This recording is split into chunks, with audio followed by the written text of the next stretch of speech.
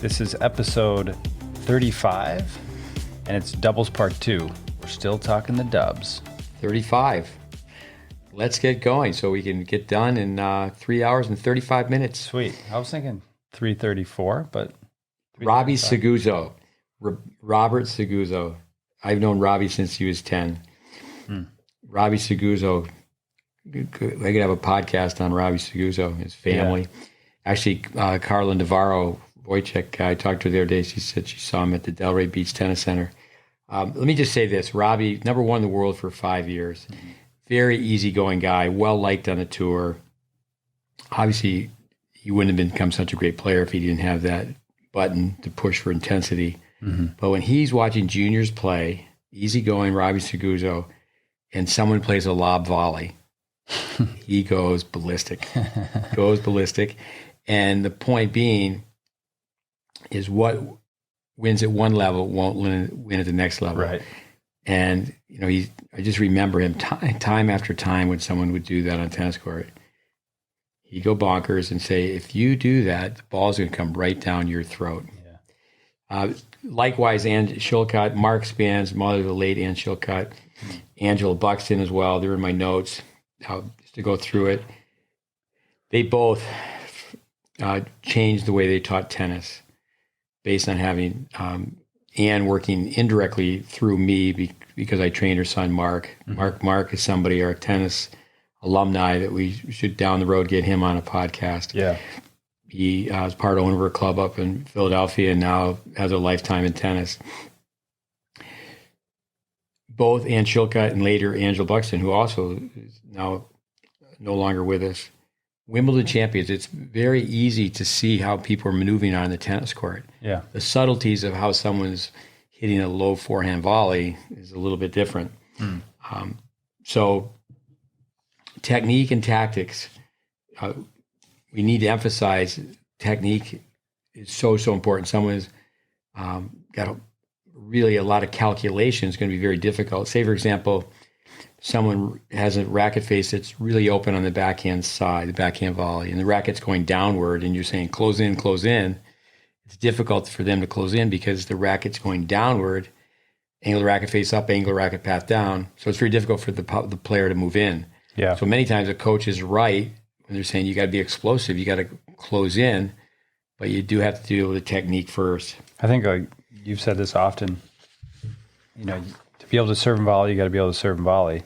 And when people have those types of volleys, the technique that requires more calculation, the answer basically is that they don't go to the net. Yeah. I think it's sad when Big Bunny came into tennis, the top players for the most part stopped playing. We touched upon that last time. Borg with Davis Cup. I mean, Connors winning Wimbledon, winning the U.S. Open. I think of Tom Gullikson being in charge of the Davis Cup. Pete Sampras, who's just specializing in singles at the time. The famous Davis Cup tie against the Russians where he just put Pete in the doubles. Yeah. We touched upon, Federer winning the Olympics with Wawrinka. Nadal, it's a different story. Nadal, he's from a different planet. The way he plays doubles is certainly more raw athleticism. Yeah. And I think that you see that many times in college tennis where, well, my players, their ground strokes are better than their volley, so we're going to stay back and just hit ground strokes. Or right. My players' ground strokes are better than my opponent's volleys. We're going to go with winning. Yeah. I think it should really be development. Jack Sock, to touch upon Jack Sock and just go through these different names. There's something to be said about all of them. Years ago, I would have never guessed that Jack would have excelled at doubles. But when you think about the points being over in so few hits, great serve. Good serve. He's aggressive. Suppose he has more RPMs on his forehand than Nadal. People playing pro tennis, they'll serve to his forehand so they can volley. They rather go off the speed with their forehand, with their serve going into his forehand, than volley into his backhand. Well, if you have calculation to make on your volleys, and he's hitting a shot that's coming in with a lot of spin, it's even more calculation has to happen there, so it's tough. With the calculation, I think of spending time with ATP pros, especially here in the U.S., I think they spend more time talking about the numbers from fantasy football or the numbers from the ATP pension than necessarily tennis math. the calculation that players have on their volleys is one of the reasons that players don't go in. Right. That's what I was saying. It's just, they figure it out pretty quick. Like, okay, this doesn't really work, unfortunately. With Jeff Coetzee from South Africa, he lived with us when he was a kid. And then he played when Craig Tiley, one of our former students, was in charge of the South African Davis Cup team. He got as high as number 12 in the world. He coached Raven Klaassen, very small frame, not a very big guy. Amazing that he was in an accident, tragically. I believe it was his nephew. 99% was his nephew who lost his life. And he was told that he may never play again. He came back and won another ATP title. But there's a history to, I think, of our training with Jeff and who we've been taught to teach tennis with. I think of Craig Tiley. Tiley's background as a college coach is so different than most college coaches. And granted, it was many, many years ago now where he coached at the University of Illinois, but he was trained by tennis teachers, by clinicians. Most college coaches, they played college tennis, and the next thing you know, they're coaching college tennis, not having done the apprenticeship. He's worked with a Colombian team, Robert Farrah, the two Colombians, his partner Juan Sebastian Cabal. I heard Peter Smith really helped Robert with his volleys when he got to USC, that he didn't volley that well. You don't really hear that many stories in college tennis about people actually developing from a technical standpoint. Yeah. We did talk about Lisa Raymond last week. Money. Yeah, and University of Florida, so many great players. Where she plays, the way she plays, I would have incoming freshmen watch her play. Right. Dick Gould, 17 national championships at Stanford. I don't know Dick that well, but I've run into him here and there. And I was at the NCAAs sitting with him. This is back when my son was playing for Ohio State. And Virginia is playing, and it's Alex Damajan's coming out. And obviously, he did so well. It's like he won everything in juniors and did so well in college. And he's big boy. I don't think he was 7 feet, but he was close. Big guy. And I actually, the first time I only worked with him once. It's not, I would really hesitate to say that, but I was running a Vic Braden program on court. Vic was actually there. He was running it. It was the Vic Braden Tennis College. So Vic's there. He's doing the classroom. So I was doing the on-court side of it. He was there. And both his father and grandfather are so tall. And from the get-go, I mean, and he won, but he didn't really go forward that much. So I told Dick Gould, they said, Virginia's going to come out. They've got a guy playing 3 doubles. He's going to serve and stay back. And I forgot that I told him. So the players come out, they warm up, and then the match starts, and he gives me an elbow. It's really a shocker to think of someone that big. He served well. Yeah. John Isner playing with Sam Query, big guys. Yeah. And they play one up, one back. Yeah. And that's when we talked about Welby Van Horn and Manny Diaz, John's college coach, who helped him in so many ways. I know people who worked with John when he was younger. The way he hits his backhand volley. He's coming in a lot more than he used to. So obviously he's continued to improve. Yeah. But it's amazing, the players playing one up, one back. Here's another story of interest. A young guy by the name of Ian Dempster. He's taught by Dave Anderson, who, for those listening, we have interviewed David on a podcast. And earlier, this part 1 of this podcast, we talked about the 3-zone doubles. Right. 2 players at the baseline, feed the approach shot, they win, tag up to the baseline, feed the approach volley, tag up, feed the overhead. Did that all morning today. Yeah, so it's a great drill if you have strokes. So Ian, he grows up with the Anderson, does hours and hours of 3-zone doubles. He goes to NC State as a freshman. He just falls short of being an All-American doubles with Robbie Mudge. Now at NC State, when he was there was great people, but they didn't have a championship culture at the time. So there were some ups and downs with his time there where he did not play his senior year. When he was there, one thing that was positive, another person that was been on a podcast, is Matt Clore was there coaching him, who could reinforce what Dave Anderson had taught Ian. I met Ian when he was really, really young out in Dallas. So Tony Bresky, NCAA championship coach, This is my point, to find a player. So he's the coach at Wake Forest, and Ian did not play his senior year, so he had eligibility. So Ian plays in the lineup playing for Wake Forest when they win the national championship. And it says next to his name, all these little pearls, it says GS. So parents listening, what that means is graduate student. You can have eligibility to play on an undergraduate team, the main team. And so he did. So, so what's my point? He's in the lineup when Wake Forest wins the national championship.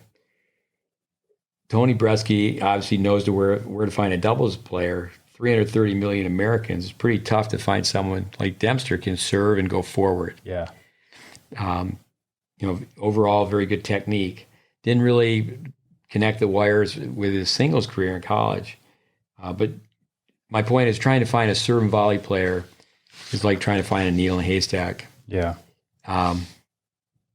It should not be that way. It's sad. I think it just goes back to wanting to win the 2-inch trophy when you're 10 years old, 11 years old, 12 years old, that you're caring more about the success at a really young age when you really should just be caring about getting the instincts, getting the skills that you need to go forward. No, winning's a curse. It's a curse. Most kids that are successful in the 12s, especially early on, their best tennis is behind them. Yeah. Speaking of Henri, Wake Forest, Henri Squire is playing for them. So we talked about David. We tease David, our Aussie friend. So Wake Forest is playing right here in our backyard, the national campus, 5.5 miles away. And they changed the time. The match was supposed to start at 5 because of the forecast for rain. The match starts at 3. So you and I went over, we didn't get to see the doubles. Right. And my point with that is when you're watching someone play doubles, you find out a lot about how they potentially could play singles. Mm-hmm. So Henry's 6'5", his serve's way better than average.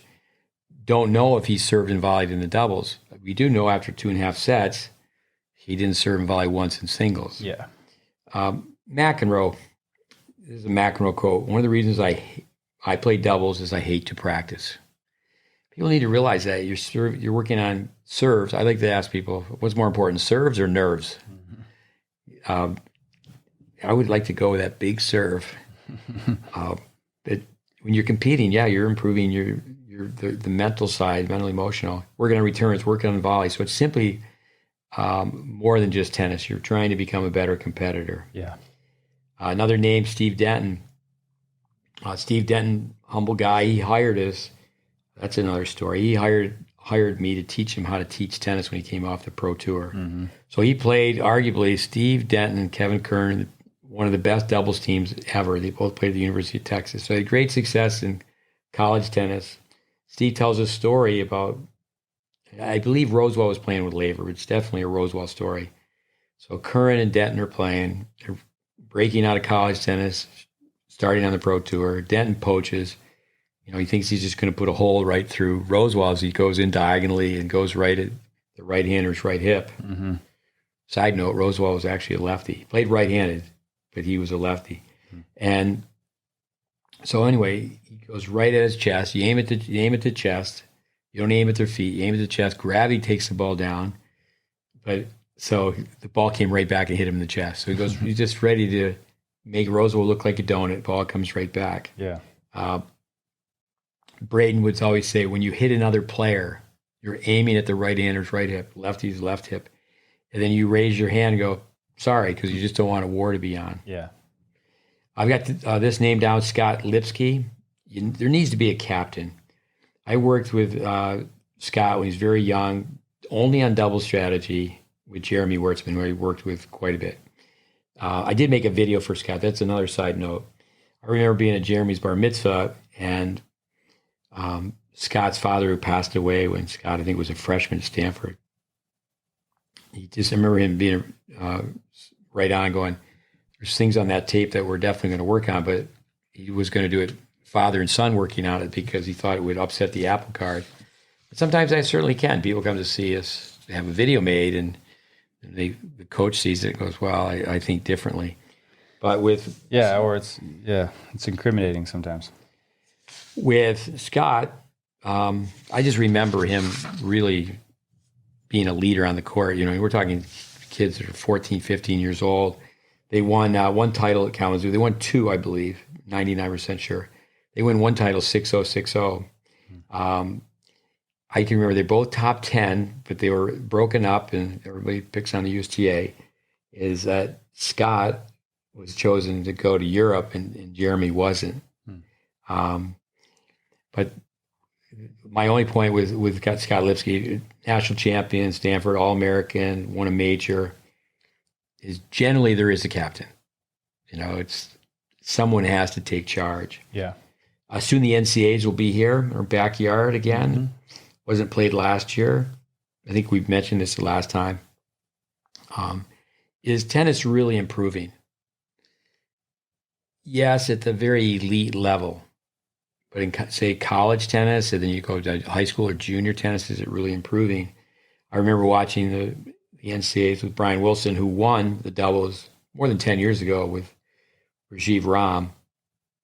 And it'll be interesting. We can come back to that another time, but we can see how many teams, we'll go over and watch how many teams are actually playing the right way. And some are redshirted, so they're there on a campus for 5 years, but they have 4 years. Yeah. And well, as far as having refined skills, I mean, you think of how many all-court players there are. You really can't think of that many. You know what I mean? It's just, hey, can you hit an approach shot? Can you hit a half volley well, a low volley? Finish at the net, all those kind of things. Really, it's, people are strong, fast, fit, competitive, of course, but there really aren't that many players that you could really list. Like, okay, who are all these players that have refined skills? On a hard court, pounding, the time in between shots has certainly increased from one era of tennis to the next. Yeah. But again, so many players don't play singles and doubles. Yeah, there's certainly a lot of thought with having short sets and staying with tradition with just the Grand Slams. But yeah, tennis needs a shot in the arm. Doubles definitely needs a shot in the arm. But if you don't go, you don't go. Yeah. I have Jermere Jenkins down. I mean, I worked with him 2 different times. When he was 16, Austin Krajicek, who worked with us in his formative years, and I worked with him a bit here and there between college and pros. I mean, Jermere won the NCAA doubles title. He was in the singles final. He lost to Rollo, who you've worked with. Right now, he's Serena's hitting partner. My point is on the volleys. So Jermere and Austin, they come and they spend a week with us. They're going to go back to the U.S. Open Juniors the year before they get to, I believe it was the semis. I remember Jermere saying that Austin had world-class volleys. I was at Saddlebrook one time with Austin, and Isner, who's the nicest guy on the planet, he's the alpha dog. But the visiting coach sets up a drill, and a lot of times the pros don't do this, where you move up, move down, but they're actually doing that. And it's based on you can only win the point off your volley. So Isner yells out, Krajicek, you should win this drill, no problem. Then I told Austin afterwards, I said, you get the message? Yeah. I mean, Isner's like 4 courts away and he just yells your name out, you should win this, no problem.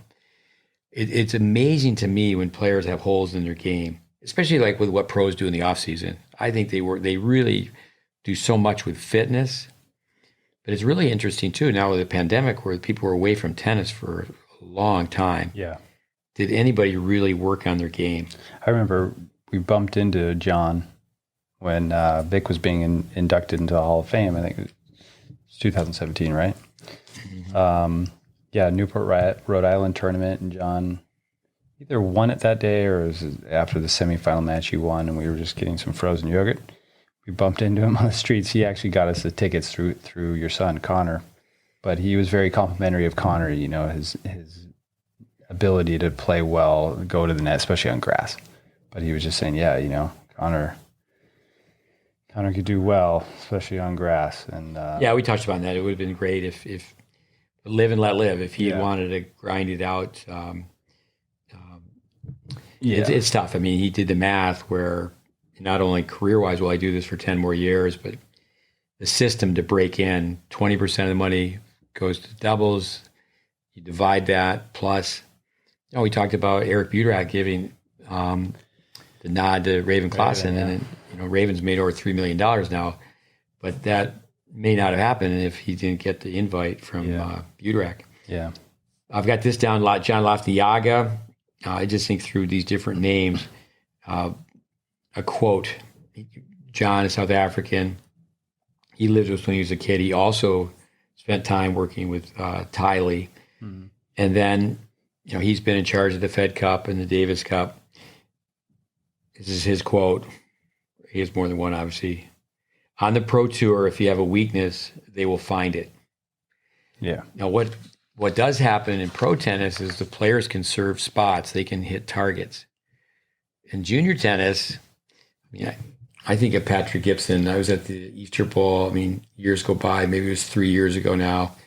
And he was winning the doubles, and the people couldn't serve to his backhand. And he's staying back. Mm-hmm. He did spend a semester with Steve Denton, and then remember he did quite well, going 3 sets, I think, with the top 10 team at the US Open. Because he had 1 year, he won the 16s and 18s playing singles. So he wins the 18s that 1 year, so he gets to play in the US Open singles. Yeah. Because he gets the wild card for winning Kalamazoo, the US 18s. So the next year he went back, he didn't win the singles, but he won the doubles. And I remember being at the Open watching him play, but he didn't go to the net when he was in the 12s, so 14. So he developed those instincts. Yeah. We'll talk more about this. We're going to eventually get around to having a podcast on Braden. So many things on Vic's contributions to doubles with the tape he made in 1975. If you play mixed doubles the right way, really, there's a few adjustments to be made as far as the male player being stronger than the female player. Yeah. But the way it's played best is to play it straight. Yeah, I'm not sure if that's on YouTube or not. It might be, but if you can find it, watch it. It's a great, great video for doubles. The Bryan brothers, I think this is important as far as technique. Kathy Blake was a top American player. Wayne's done a great service for tennis, gets carried away and says his kids never had lessons. Well, they owned a tennis club. And then also Bob was quoted in the Tennis Channel saying one time after school, he said, our father gets excited, but after school, our mother helped with her strokes for an hour and a half every day. Now that's something about the Tennis Channel now. They have purchased the Vic Braden library. It'd be great to see film of the Bryan brothers working on technique. Tiriac and Nastase, Wayne, Bryan says it wasn't for the drills, the Romanian practice, his sons would be bagging groceries. I doubt that. They went to Stanford, but that's right. A little sensationalistic comment. But Wayne used to always, Vic would always send an email to Wayne, congratulating whenever the boys would win a big championship. And Wayne would always say, Vic, if it weren't for you, the boys would be washing windows in Camarillo. He's a great personality. Wayne Bryan, I met him a few times, don't really know him at all, but I remember being at the Davis Cup in Portland 2007, and I went with my son Connor, and we tagged along, and if he had 50 kids, and he just told them, everybody look straight ahead. If you look to your left, you look to your right, you're leaving practice. If you talk, you're leaving practice. Yeah. And no one budged. Yeah. Laying it down. The intensity that he was showing, I was spending time watching him. Obviously, what an amazing story. The Hall of Fame for parents. But they did it right. They're in. Yep. But the Bryan brothers with the drills, I think there was, talking about YouTube or even the consumer, they made several tapes, dynamic tapes on doubles, and a lot of it is highlight points, but it's also movement, how they practice, how they run on the court. They try to hit 500 balls in the first 5 minutes, and how they move side to side. And you can actually practice for doubles. I think of I mentioned Fru McMillan, Bob Hewitt, watching them play when I was a young guy. McMillan used to hit volley, the South African, two hands on both sides. I think of Chris Everett. People forget she won 3 majors. Mm. We talked about Jim Verdieck in the podcast. The 10-minute warm-up drill, mini tennis. The warm-up drill is one person's at the net for a minute, just hitting, touch volleys. I say touch. I don't mean finesse. It's just supply the direction. Yeah. With your feet, Oscar Wagner, find it, touch it. Then with the person on the other side, it's all done service line to service line. One player at the net, one player back. And just find it, brush it. And Verdieck started every drill that way. And all his players could play doubles. Yeah. I think that's the whole point. It's like, hey, if you can just work on basics every day and just a little bit. And the 10 minutes, one of those 10 minutes is you get a player up at the net and they're hitting a forehand volley and a backhand volley. And the person on the other side has to direct the ball. Yeah. And the strokes really, if they're taught efficiently, they're very, very simple. Yeah. I think with doubles, again, names going fairly fast through this. Louis Cayer, Louis' story, great story. He's not a world-class player. He broke into the closed fraternity. In other words, he got to coach at a high level, being involved in the Canadian Davis Cup team. He considers himself the founder of game-based training. He called it one time, he's from Quebec, a Canadian, French-Canadian. The Canadian system was called the action method. I remember it being used in tennis Ireland. I did some things with the Irish coaches. Mm-hmm. And being obviously the neighbor to Canada, I've done a lot of things with Canadians over the years.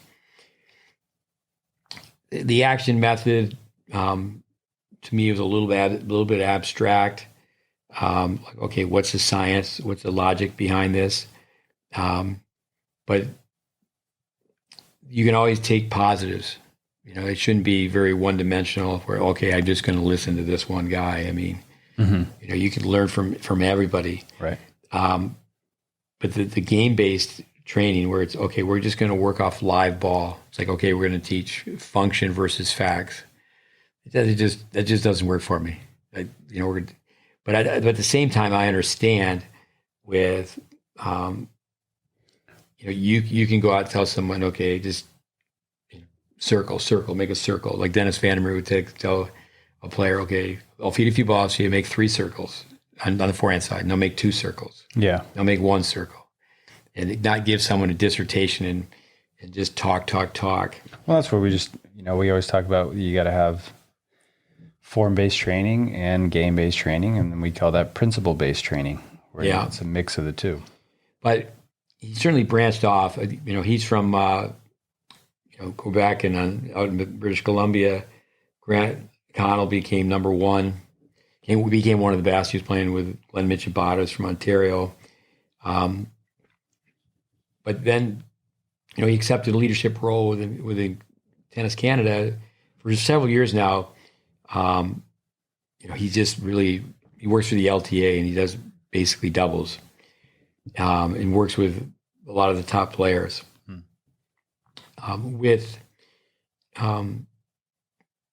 But when he became a leader in Tennis Canada, he was on the international scene with ITF education. If you were to listen to him, and listeners you can get on YouTube. That's the amazing thing about YouTube, and listen to Louis, where he adapted from conventional pro doubles. I think when you are working with pros, many times the pro's the boss. They write the check. Mm-hmm.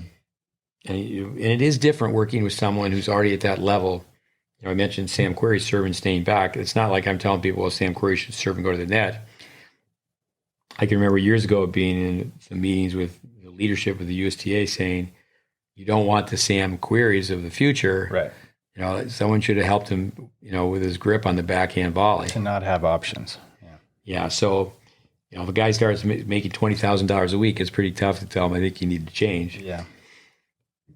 I think it'd be nice if you could add to that, it's like, hey, learn. Or just learn to have the skill.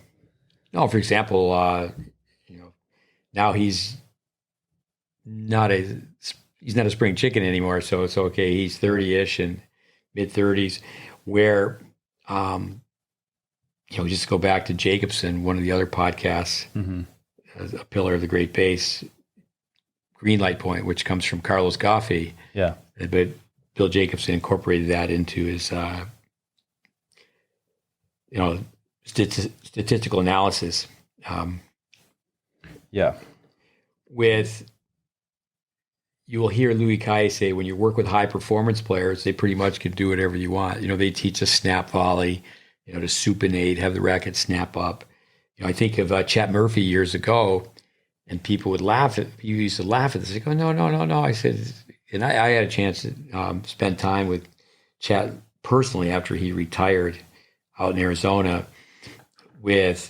in both Chet and Bill, they were a generation before like Vandermeer and Braden. Mm-hmm. That, he had the snap volley, the drag volley, the swing volley, the cup volley. Yeah. And people would laugh at that. I said, no, there's times where you have to improvise, and that ball gets high over your left shoulder, you're right-handed. You make this athletic play. I remember going back to Wayne Bryan. I remember one time he was asked about, fundamental forehand volley, or just a forehand volley with his sons, and he just said, well, which one?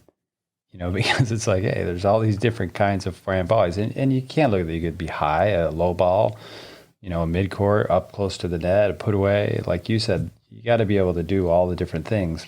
There is the bowl and the ice cream, the fundamentals, right? The A-frame. And then you can add the magic shell and the sprinkles and the Reese's Pieces. And that's what a lot of those are. You learn to improvise.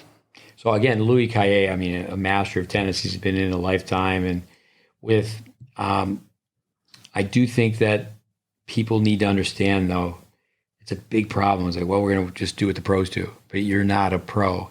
So he's flexible, and he'll let players play both back, one up, one back, which obviously there's no rules against that. Yeah. But if a youngster's given that green light, oh no, you can serve and stay back, it's your preference. It's like, that's not the way it works. That's not the way it works in other sports. It's like, okay, you don't want to do that, so you don't have to do that. No, you've got to learn to do everything. Yeah. And it's much easier to have worked with a young player, serve and go forward. Just think about how many ground strokes they hit when they're playing singles. The ratio balls hit between ground strokes and volleys. You're building the point with ground strokes. You're ending the point with volleys. You get on the internet and with Louis Cayer, you watch Jamie Murray. It's amazing to watch him play. He gets his nose right over the net. But they do a drill where they just pound balls, put the guy as close to the net as they can, and just, they practice those reflex volleys. They don't just roll out of bed and play like that. Right. I do think that's where it's too bad. I think with the 10-point match tiebreaker, there's been the no ad that the top doubles teams, they get a little more TV time, but not much. Mm-hmm. I think it's just amazing where they're covering matches on TV, and there's a rain delay, and they're showing you the singles match from yesterday. Yeah, show some doubles at least. They don't even talk about the doubles draw. Yeah, it's kind of an afterthought, which is just wrong. Yeah. With Louis Cayer, the pro doubles, some of the insiders, like say I know Raven Klaassen, is they feel like if it's too systematic, you can read what they're doing. So there's, again, with pro tennis, it's not junior tennis. So you don't want to sound like, I'm contradicting myself, but you would think people could watch the Bryans and go, okay, I'm going to serve and go to the net. Just like years ago when they were watching Pete Sampras, I'm going to serve and go to the net. Yeah. But on the flip side, there's just too much on the women's side. You don't even see it blend anymore. It's just like all one up, one back. Yeah, or two back, yeah. Smacking the groundies. Yeah, especially on the return. Yep. The president of the board of trustees, Patrick Galbraith, he played a lot with Grant Connell. And we talked about Jim Verdieck. There's so many connections. Patrick Galbraith is from Washington. And Doug, spent his career in Seattle and taught him how to play. Interesting, not to digress here a little bit, but with Louis Cayer, as you were talking about Louis, because I'm a movie buff, just started thinking about Die Hard. Yippee-ki-yay. It just kept coming in my head. Louis Cayer. Louis Cayer. Mm-hmm. Here's just a few thoughts. Tim Gullikson reached the doubles final with his brother. They take out some full-page ads. I think it was 3 camps they were going to run. They're going to run these adult tennis camps. I was doing a corporate outing with both Tim and Tom. Now, Tim lived in Boca Raton, and then he did a little work with Vic Braden. So I got to know Tim, late Tim Gullikson, great guy. So we were in, of all places, Ponca City, Oklahoma. Ponca City. We, there's so many stories. So Steve Smith. But so we all go to the Tulsa airport, and the gentleman's holding up a sign that says S. Smith. So Stan Smith is walking towards this guy, and I see Stan, but I'm coming, and Stan gets there first, and I'm just a couple steps behind him, and Tim, we all come on different planes, and it was so funny where Stan Smith, this goes back many years ago, Wimbledon champion, it's the Stan Smith. Mm-hmm. So he's part of the corporate outing as well, and so Stan goes, "You're looking for Stan Smith?" He goes, "I'm looking for Steve Smith." And Stan said, "Are you with the Ponca City tennis function?" He goes, "Yes." "Oh," he goes, "You must be Stan Smith." He goes, "No, Steve Smith." So then I show up, and Tim and I laughed because we flew in a private plane. Tim and I flew in a private plane. Yeah. From Tulsa to Ponca City, and Stan Smith rode in the station wagon. That's the way it should be. The teaching pro should fly first class, and you put the Wimbledon champion in the station wagon. But Tim, I can remember when we left, we got back in our private plane from Ponca City to Tulsa, then Tulsa to Dallas, and then we both were going to Florida. But I just started going through A through Z on application. That's something that, it's not really, I don't think that's a place for a podcast, but we did mention our tennis intelligence applied and all the different drills. Yeah. There's a big difference between playing and teaching. And, how are you going to work with 8 players on a court? Right. We got 8-player doubles. Mm-hmm. 6-player doubles, we touched upon that. More people can play. You have more points played with 6 people on the court. I mean, actually playing points where it's, we didn't, not triples, but application. We need to do a better job. It's not just the information, serve and volley, but how to serve and volley? Well, exactly. First of all, let's teach you how to serve. Yeah, let's teach you how to volley. I mentioned Ken McGregor, the Australian. He's given credit for the Australian format. We talked about the I formation of Pancho Gonzalez, staying in close in singles, then in doubles, direct the ball to the backhand. Tiriac with young Vilas. That came up a little bit last time. I remember McEnroe playing with Bjorkman. And they, so he's almost 50 years old. And he's winning an ATP title. When the person's in the I formation, you got to be able to hit the return right at him. That comes back to the Louis Cayer. They just practice that. Yeah. The I formation, it's like, okay, you get a chance, you just go right at the person. With Billie Jean King on offsetting, Billie Jean King and Nancy Ritchie both staying back because they're, even though Billie loved to serve and volley, but Nancy liked to come in off the approach. So that's one thing, to compromise and say, okay, we work on serve and volley, but hit your serve and try to come in on the very next ball. Yeah. Well, hopefully your serve is good enough where you get a weak return. And hopefully your opponent isn't hitting the return and coming in before you.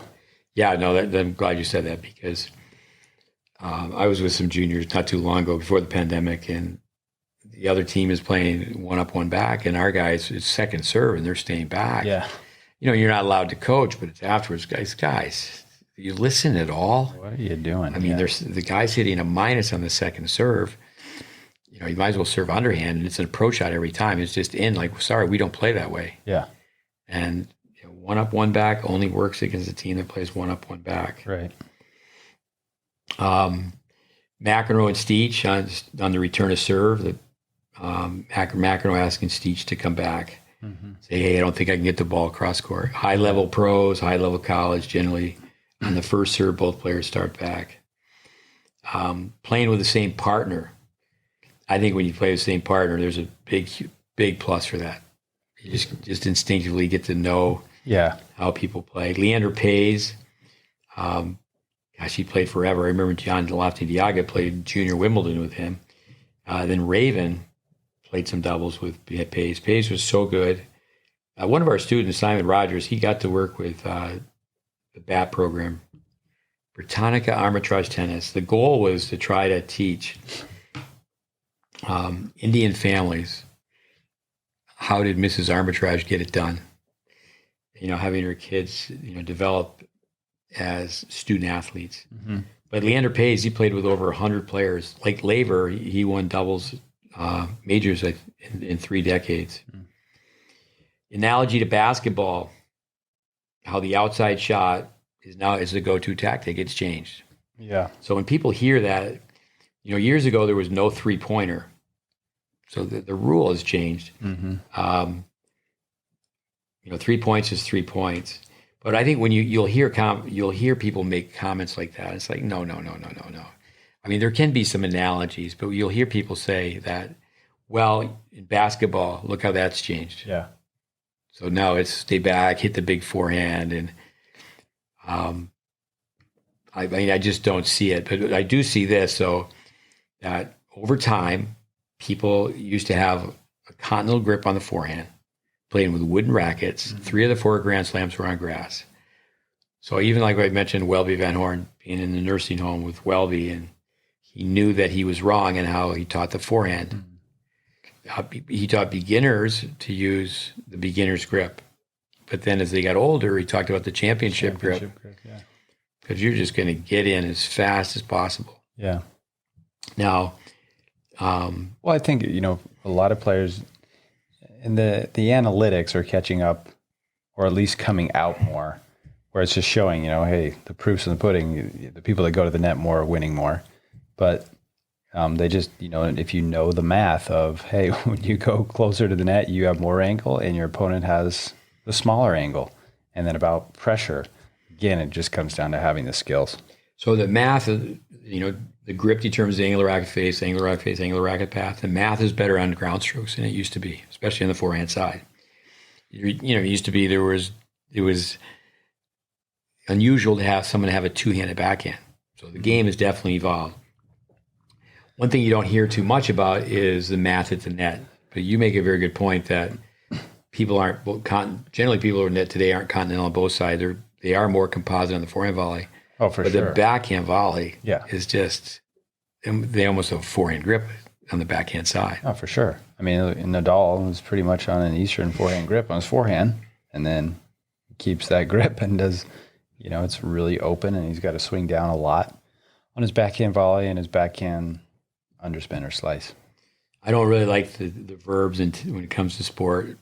I'm selling and buying, but I'm not buying the analogy that, in basketball now that everybody's shooting from the outside, it makes sense that you can stay back in doubles. With the doubles, court's 36 feet, singles is 27. That's why it's easier to serve and volley in singles.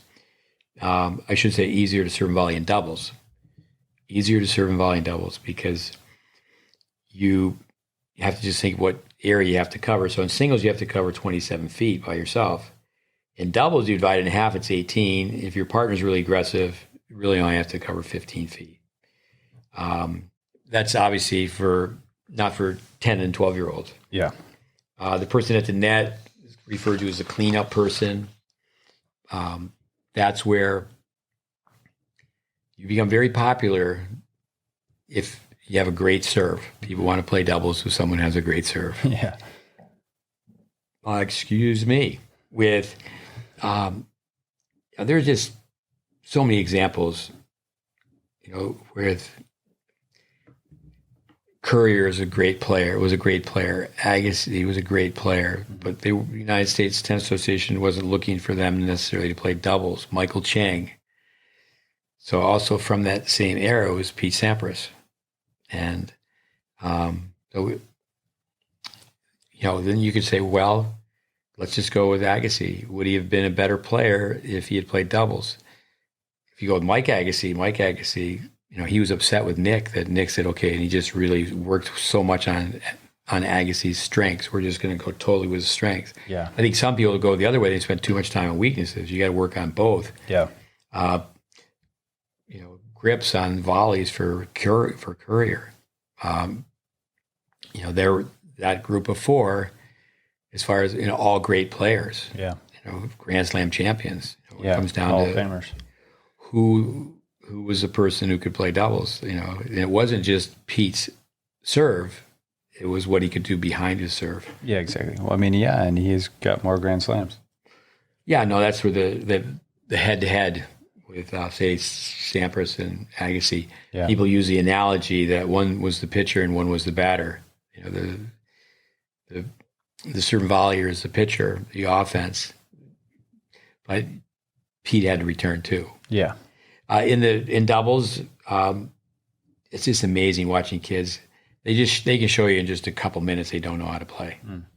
They're hitting angles, angle begets an angle. They're going for the cute stuff. When you hit an angle, then you give your opponent the opportunity to go down the line. Get to the net, be a wall. Yeah. Most points end as a -F. Yeah, challenge people, hit through them. That doesn't mean that, coming back to Robbie Saguzzo, you need to be able to hit a lob volley, but in the 10s and 12s, kids are constantly hitting shots that if that's how you're wired, again, the ball's coming down your throat. Yeah. This is another thing. You don't need to blast your volleys in doubles. Make your first volley. If you can make 2 shots, in singles, we always say if you go to the net and you win 2 out of 3, 4 out of 6, that comes from Jacobson. Yeah.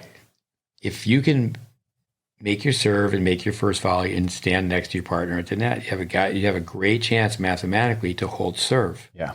But you have to be able to make 2 shots. Mm-hmm. So we're going to spend a lot of time working on how to make 2 shots. Yeah. So really just a very solid 3/4 court volley. But you need to center it. Like we're up here. And really what you're trying to do is you're trying to prove that your ground strokes, I should say your volleys, when you're coming in to form the wall, your volleys are better than your opponent's ground strokes. Yeah. It's kind of like the book Art of War. A lot of college coaches have their players read that. When the other team retreats, you attack. Yeah, exactly. You don't wait and see, well, my lob's in, maybe I'll go to the net. As soon as they turn and retreat, you go forward. Yeah. I think it's interesting, just with skill development that, to make those 2 shots, make a serve, make a volley, you've got to do hundreds of reps. And I think that's, with some of the stuff today, 4 shots and those kind of things, it's like, well, yeah, there's very little tennis played in tennis. People make an error very early in a rally because tennis is tough. The angles are very short. So it's like, yeah, you got to rep and rep and rep to be able to make 1 or 2 or 3 shots in a row. Tennis is tough, but are we doing a good enough job making the junior players tough? Sure, the sports stuff, the calculations, but Tiger Woods, end of practice, he has to make 100 consecutive 3-foot putts. If he misses, he starts again from 0. Yeah. But just working on the basic shots. When you do work on volleys, and there's too much of this happens, when people go through a courtesy warm-up, they stand in one place volley. Yeah. And I think a lot of times there's too much 2-on-1s where one player's back, coach is putting the ball in play, and they're just banging balls to the 2 people at the net. Yeah. And they're standing in one place. You want to be able to move through. So your drill should always be, it's a moving wall. Don't just practice up there as a wall. Yeah. So you practice having the momentum. Mm-hmm. On the flip side of making 2 shots, the returner's got to make 1. You have to be able to return. Yeah. And, you think about the great returners, how simple it is. Right. So short, compact. Volley with an added follow through. Yeah. Go around the beach ball. Stay away from the word always and never. Freddie McNair, a great American player. When you poach and you get passed down the line, go on the very next ball. Yeah. That was one of his rules. I'm just going on the next ball. Yeah. Because you don't want to let them think that they own you. Yeah. And you need to poach all the time. Most people, when they first start playing doubles, they hide over in the alley. Mm-hmm. I think what's what people, let's just say the club players, they're afraid at the net. Number one, they're afraid to stand in the middle of the box because they're afraid that their partner's going to hit them with their serve, which understandably, a lot of times they don't have control of where the ball's going to go on their serve. So they're standing way over there, and then they're afraid of getting hit at the net on the return. Here's a drill that You got to improve your skills. Here's a drill for the most part that has American juniors freak out. Coach goes on the baseline and they feed balls. It's not like they're, feeding rockets, but they're feeding ground strokes. Mm-hmm. And the players on the other side, they put their rackets down one at a time, comes up. And they're baseline to baseline. So coach is feeding from the baseline. Players on the other side, get them to get in front of the ball and stop it with their chest. Just like they do when they play soccer. Yeah. And the tennis kids are you kidding me? Are you kidding me? It's Happy Gilmore, man. Just get in I used to like the block shots in hockey. Yeah, bring that on. That felt good. Oh. Gets in front of the baseball pitching machine, the right? pitching machine. Yeah, that kind of hurt.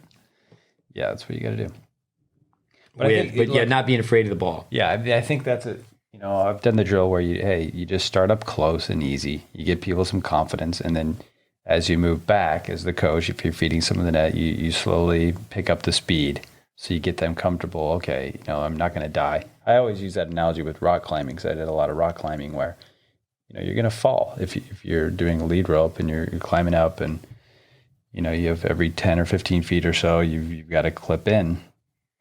But sometimes you're going to fall. But if you just get used to the fall, you practice falling a few times, you just realize, okay, I'm fine. I'm not going to die. You fall a little bit, you get you get used to that little bit of a fear, and then you have confidence. Like, all right. Yeah, no, there's some times where, you're getting the fuzz sandwich, the Vic Braden fuzz sandwich. Someone's going to hit an overhead right down your throat. Yeah, if Kyrgios is, if I'm playing Kyrgios and he's a little ticked off, like, bro, and then he tries to hit you, you might turn away from that. Matt Glore out here to pick up his daughter earlier today, and, his father, Ernie's a tennis coach, longtime veteran teaching pro, and says, put young Matt right up against the fence, and he just feed balls. They can't go backwards. The fence is right there. Just, sorry, son, you may die. It's a tennis ball. Obviously, you don't want to get hit in the eye, but it's a tennis ball. It's not a lacrosse ball. Yeah. With many young players, they need to realize this based on their grips, based on their ready position. If they do play college tennis, it's not a matter of being pessimistic. Less than 3% of people play college tennis. There's so many people that play college tennis, and they're not playing doubles. They're not, because of the way they hang out of the racket. Yeah. And if they play, the coach is going to have them play the wrong way because they've just gone so long. It's like, no, don't. You can't go to the net. Yeah. Because you'll lose at a faster rate. A drill to repeat from last time. 2 players at the baseline, rat-a-tat-tat, feed each other, both come to the net, trying to hit right at each other. Helps you out so much, the Braden drill. Yeah. Rat-a-tat-tat. With some pitfalls, eyes shifting. Yeah. Look straight ahead. If you look straight ahead, you know your opponent's, where the ball is because of the opponent's racket's up high, the ball's up high. Yeah, analyzing to anticipate. With balls right at you, people play forehand. Balls right at you, you need to play backhand. Stopping for your volley, not split stepping and moving through your volley. Yep. Moving laterally, not moving diagonally. Playing outside balls. Yeah. Get the ball away from the person at the net, but get the ball on the inside. Yeah. Don't give the angle. Playing cute. Okay. Yeah.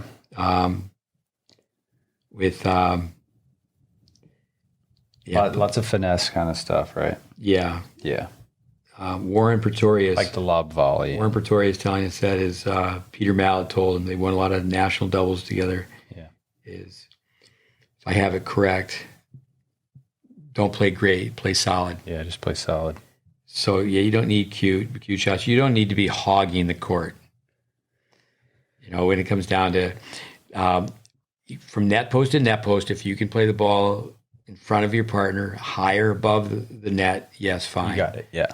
But, you just see so many, you do a drill and you've got a kid who's 17 drilling with a kid who's 14, and it's like, just do it the right way. Yeah. No, just do it the right way. Love your backhand. The kids that are playing forehands today in singles, and they just, do you ever hit a backhand? There's a righty, and they keep moving to the left, and they're just hitting forehands. And then, of course, they watch tennis on TV, and they hear people talk, get a forehand. No, it's get a backhand. Yeah. especially in your formative years. If you develop a fantastic backhand and you get to the point where you want to run around your backhand, great. Shoulder housing hit, and if that's an option, but don't go through your formative years, really like a 5-year period where you're playing the wrong way.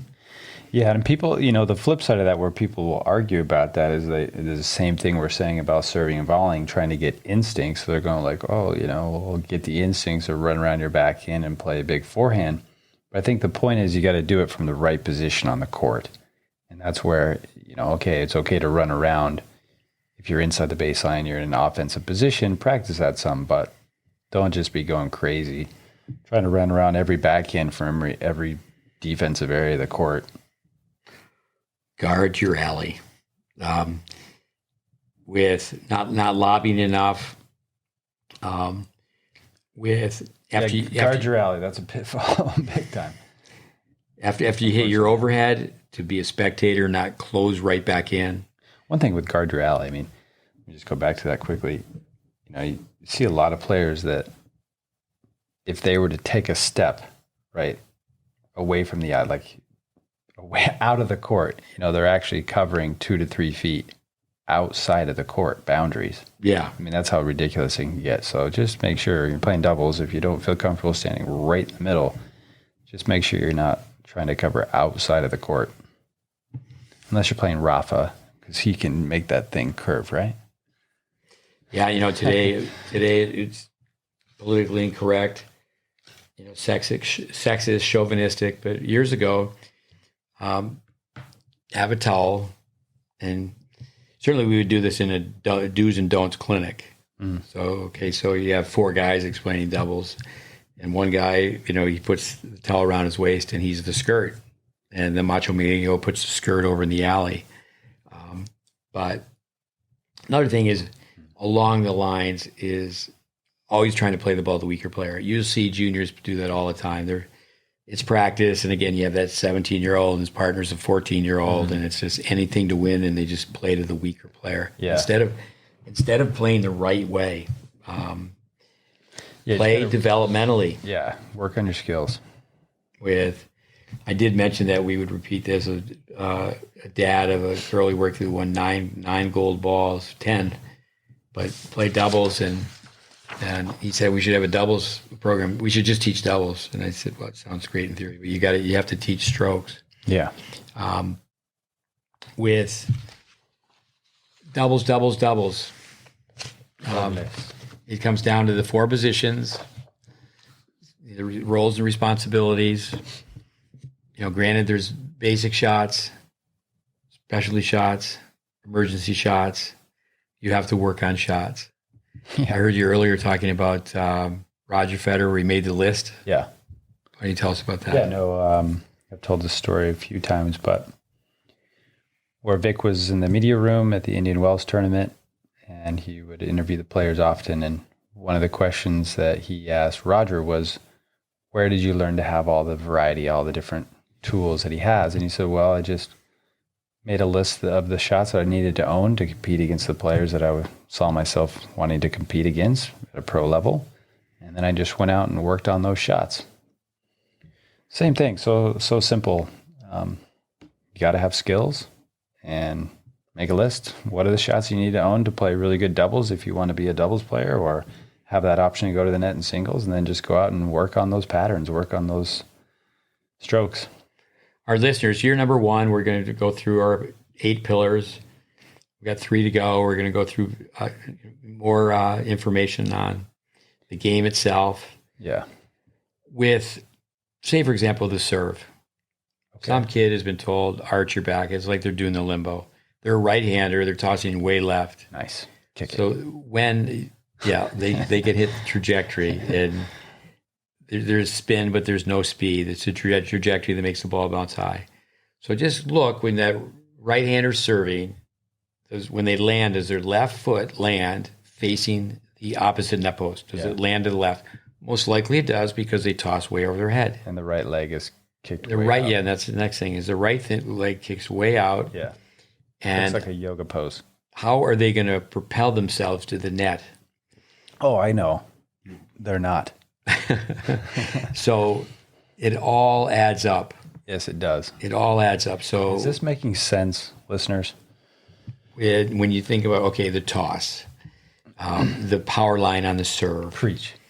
with if there's one flaw, there's a counter flaw, and it's really all the details. Yeah. So if someone were to come and watch our practice, and you see kids, they go through, we have 9 acres of land. They ride the bike a couple laps, they jog a couple laps. They could go through bands and skip rope and stretch. And then they go out and drop hit balls for 5 minutes. And they hit and hold. Yeah. Now, the brain's got to be switched on to grow myelin at a faster rate. Yeah. But people look at that because static balance training, which is how Roger Federer learned the game, it's almost extinct. It's not happening at too many places these days. How do you say it? Not happening. It's not happening. Happening. So you don't see that often. But the reason that you do that is that you basically, it's like building a house. You got to go down before you go up. The stories of the 3 little pigs. Basics. To build your house out of brick. Yeah. And if all the hard yards are done in the beginning, the way that we teach tennis, we're not so interested in the 12s, the 14s. Are you going to be able to play on grass? Are you going to be able to play on carpet? I'll just end by saying with Braden on the philosophy, can you hit all the shots from all the positions in the court, every surface, singles and doubles? Yeah. And I don't think it's a secret. No. If you're going to be a better singles player, okay, let's watch you play doubles. We do an assessment. It should be every time but again, most of the time we do assessment, kids just don't hit the ball well enough. It's okay. Let's see you play some ghost doubles. Yeah. It's just a given. They're going to serve, stay back, and not one-on-one doubles serving going forward. That's another thing with doubles. We did mention it. YouTube, Ed Crass, one-on-one doubles.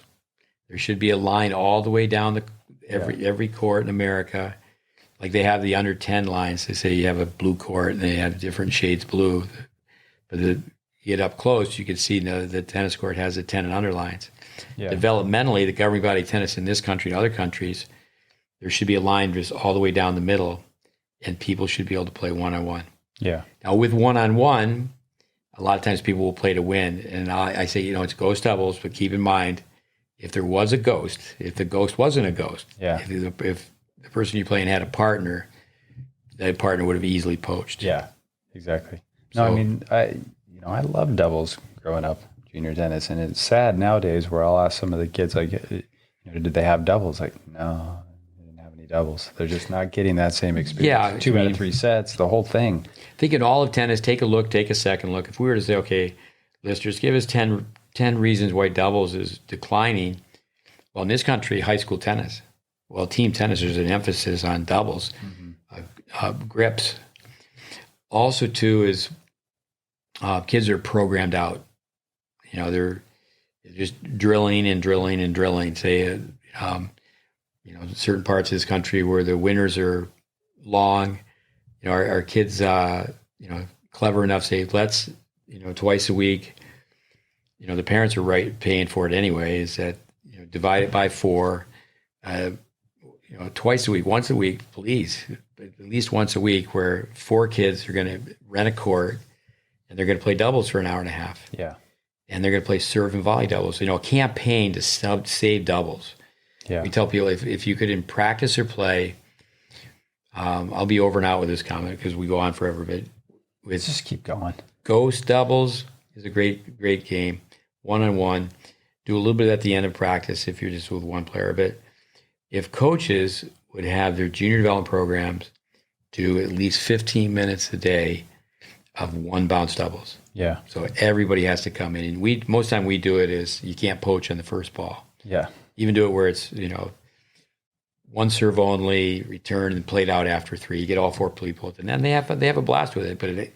But again, I think another reason that doubles is fading is that the rankings, the ratings are all about singles, and it's quite difficult to have a partner who's consistently at the same tournaments that you're going to be at too. Yeah. So there's lots and lots of reasons, but I hope some of the thoughts we've shared on doubles has helped out. Yeah, thanks everybody for listening. Part 2 here on doubles. Keep playing doubles, keep serving and volleying, working on your skills. It's fun, you know. How's it go? It's first it's will, then it's the skill, then it's drill, and then the thrill. Come the thrills. Just the opposite of a video game. Yeah, learn to have a complete game. I was up at the USTA. I've been up there a little bit working with the player and looked a couple courts down, and it was just like, man, saw a player, and it's like you just see the holes. And I was telling the player that I was helping out, I was like, unfortunately, that player is going to try to go set sail, and they've got giant holes in the boat. Fix the hole in the boat before you put the sails up. Yeah, love Andy Roddick. It's fun to see Andy Roddick on the tennis channel. Andy Roddick's game, I mean, he's best American for 10 years, so we're not beating up on Andy Roddick. His game was Swiss cheese, and Roger Federer's game is American cheese. Yeah. In other words, I remember James Blake saying that, with Roger Federer, you can't find the holes. Yeah. And, Andy had a few holes in his game. But great serve. His forehand was a weapon as well. Didn't make many unforced errors. Now, here's somebody. Competitor. There's another person who, based on money, based on wear and tear on the body, and the best players in the game, he really just, like so many other top players, he didn't play doubles. But he's Andy Roddick. He's on the Pro Tour. He's a teenage sensation. Yeah. So just because your role model, it's like, say, a Djokovic, a young player here we work with who just loves Djokovic, and it's great. But Djokovic doesn't play doubles. And, he's certainly improving his ability at the net. He talked about how he needs to go forward more. Yeah. But that's another thing, too, is that if your role models aren't playing doubles, if your role models are not playing all over the court, that doesn't mean that that's going to work for you, because maybe you're not going to be the same physical specimen they are, that, maybe they're more of their upbringing, is more of an athlete, more of a warrior. Yeah. Just do what's right. And having a serve and having a volley should be part. In a return, yeah. Should be part of your everyday tennis. Yeah. And it's fun. Play doubles. All right, everybody. We're going to stop now. Over and out. Shut up, Fitzell. Yeah. Thanks for listening. Find us online, social media. If you're into that kind of thing, at GreatBase Tennis, you can go to our website. We've got some courses there online where you can take some tests. You can get some credit. If you have a chance to give us some feedback, maybe some stars on the iTunes rating, we'd appreciate that as well. The credit, that's with in this country, the USPTA, PTR. Yeah. You can get educational points. Yeah, you can get the points. So have some fun with the courses too. Learn something. All right. Until next time. You didn't do any voices this time. Next time. 36 is next time. 35. I did a little bit from Die Hard, yippee-ki-yay. All right. Adios. All right. Adios. Auf Wiedersehen. Tschüss. Hasta luego. Nos vemos. Hasta la próxima. Ciao.